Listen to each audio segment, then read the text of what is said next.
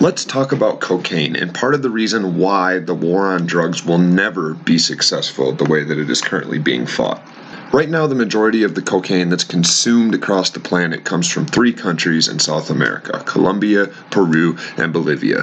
Cocaine is extracted and manufactured from the coca bush, which is pictured here on your left, a bush that grows all across the world but has recently been selectively farmed in the places circled on the map here. The farmers that grow this do it in small crops. Some of them will build terraces like you see in front of you into the hillsides that they live on. Others have small crops that they just grow in their backyard. It is a sustenance crop by and large. Farmers use it in place of other crops because they make just a bit more money off it. Now, once cocaine leaves are pulled off of the plant, they are dried, and at that point they can be sold for about $3 per kilogram. Now, right now it takes about 200 to 220 kilograms of dried leaves to make 1 kilogram of what we know as cocaine, which is cocaine hydrochloride. But first, the leaves must go through various stages of processing, and the first stage is to turn the leaves into cocaine base. Remember that 1 kilo of base requires about 220 kilos of leaves, so we're talking about $600 worth of raw ingredients to come up with about $800 worth of this peanut butter looking cocaine base, which is chemically similar to crack.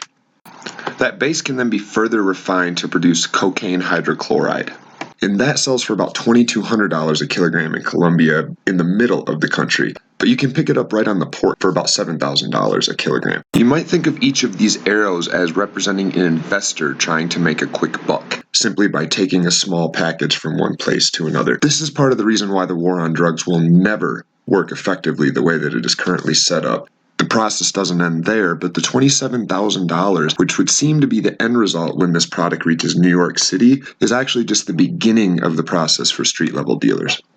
So if I'm in New York City and I want to really make some money, I might consider spending $27,000 and breaking down that kilogram into 1,000 grams and selling them for $150 each, and voila, I've made a massive amount of money. But the math doesn't stop there, because I might have a better idea and think to myself, I can cut this. DEA and the UN estimates that most of the cocaine sold on the street is less than 50% pure, meaning that 1 kilogram becomes 2, becomes 3, and now you can see how I'm really rich. So once again, when you think about interdiction efforts by the United States government and how the war on drugs has worked, we've focused almost exclusively on the supply chain, trying to cut off the supply coming in and catch half or 3/4 of shipments. And you can imagine, even if at the border from 16 we get the price up to 32,000, or even if we get to New York City and we manage to get huge sums out of the supply and we bump the price of wholesale up from 27 to 54,000, it doesn't matter, because wholesale cocaine pure is still 150,000 to nearly $1 million per kilo on the street.